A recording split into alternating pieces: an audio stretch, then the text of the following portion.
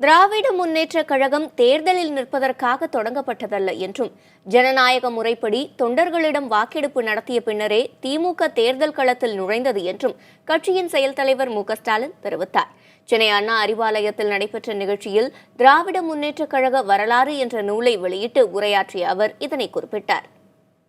57 தேர்தல் களத்திற்கு வருவதற்கு முன்பு 1956ஆம் ஆண்டு திருச்சியில் நடைபெற்ற மாநில மாநாடு, இரண்டாவது மாநில மாநாடு.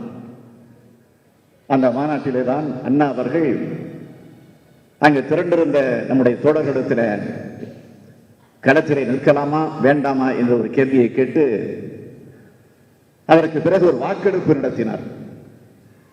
அந்த வாக்கெடுப்பு நடத்திய நேரத்தில் 59,942 பேர் நிற்கலாம் என்று ஆதரவு தெரிவித்தார்கள். 4,203 பேர் நிற்க வேண்டாம் என்று எதிர்ப்பு தெரிவித்தார்கள்.